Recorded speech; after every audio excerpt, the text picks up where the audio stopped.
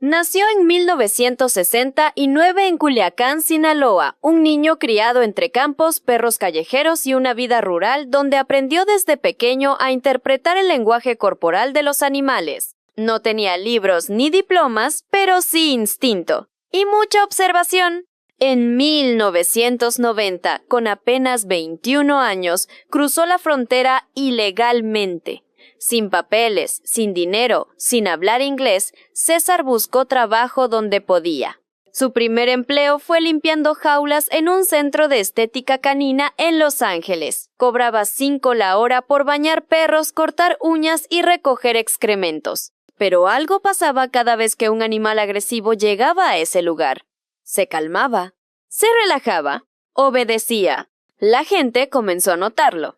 Clientes adinerados lo llevaban a sus casas. Pronto, su nombre corría de boca en boca. ¿Tu perro te muerde? Llama a César. En poco tiempo era contratado por celebridades de Hollywood. Y entonces llegó la televisión. El año 2004 marcó un antes y un después. National Geographic Channel le ofreció un reality show, El Encantador de Perros. Con su frase icónica, tranquilidad y firmeza, César transformaba perros agresivos, ansiosos, peligrosos, en mascotas equilibradas. Todo con su método basado en la dominancia, el control físico, las correcciones fuertes y la jerarquía. No usaba premios, ni golosinas, ni refuerzo positivo. Usaba fuerza, corrección, autoridad. Y funcionaba, al menos eso creíamos todos. Millones de espectadores quedaron fascinados. El programa se transmitía en más de 142 países. Era visto semanalmente por 12 millones de personas. Forbes estimó su fortuna en $125 millones. Ganaba millones anuales en libros, licencias, seminarios y apariciones públicas. Era el rey del adiestramiento canino. El Dr. Phil de los perros. La autoridad absoluta. Pero mientras César subía como estrella, la ciencia también avanzaba, y no iba en su dirección. A medida que el conocimiento sobre el comportamiento animal evolucionaba, las voces de especialistas comenzaron a elevarse. Veterinarios, etólogos, conductistas caninos, todos coincidían en algo. Los métodos de César eran peligrosos, anticuados y, en muchos casos, cruelmente efectivos. Estudios publicados en revistas científicas mostraban datos impactantes. El 78% de los perros sometidos a Alpha Rolls, la técnica de tumbar al perro de espaldas para dominarlo, desarrollaban agresividad redirigida. Los collares de púas elevaban la frecuencia cardíaca de los perros a 180 latidos por minuto, casi el doble de lo normal.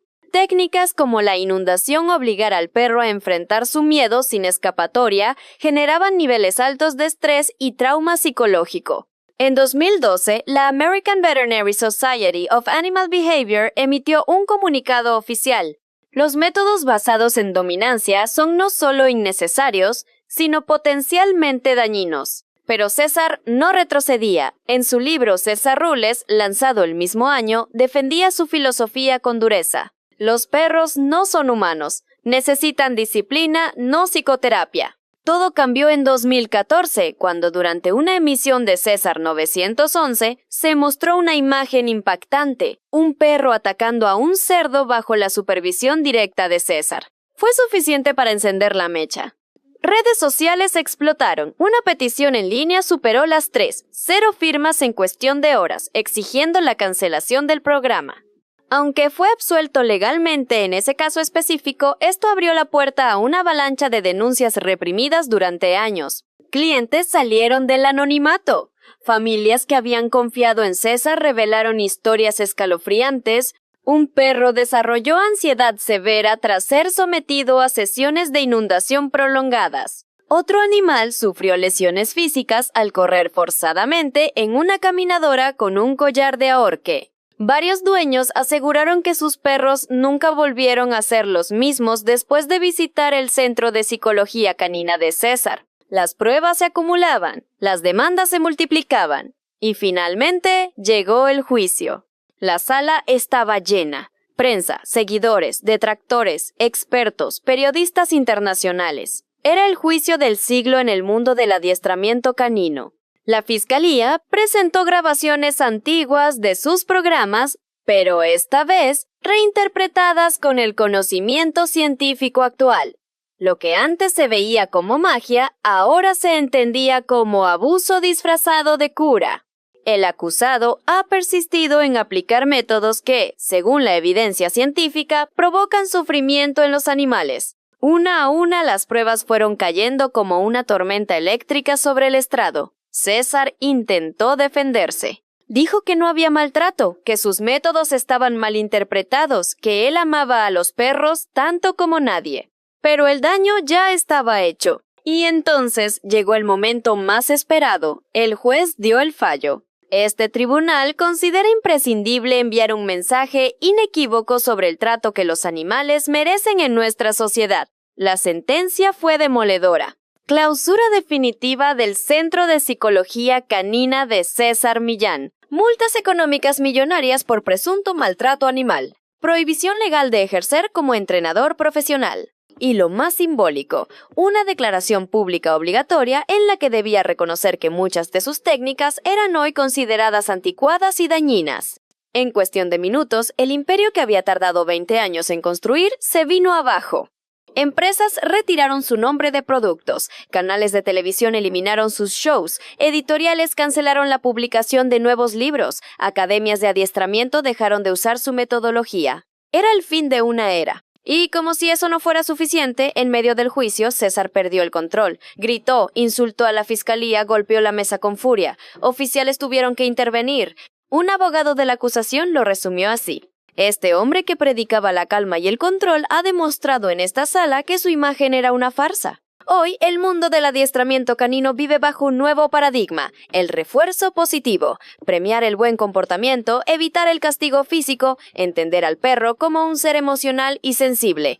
Escuelas que antes enseñaban los principios de César han cambiado sus manuales. Instructores que seguían su ejemplo ahora recomiendan libros de conductismo moderno. Pero César no desapareció. Desde prisión sigue escribiendo. Publica mensajes en redes sociales. Recibe cartas de personas que aseguran que sus perros mejoraron gracias a sus métodos. En una de sus últimas declaraciones, dijo: "Recibo diariamente cartas que me cuentan sobre vidas transformadas y perros salvados gracias a los principios que tuve el privilegio de compartir. Estas historias me dan fuerza. ¿Pero qué queda de aquel hombre que hipnotizaba a los perros con su presencia? ¿Qué queda del encantador? La caída de César Millán no fue solo legal, fue social, fue cultural, fue moral.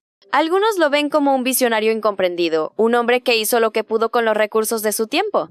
Otros lo ven como un representante de una era oscura del adiestramiento animal, donde el dolor se vendía como solución. ¿Fue justo el castigo? ¿O fue víctima de una campaña orquestada por grupos radicales de protección animal?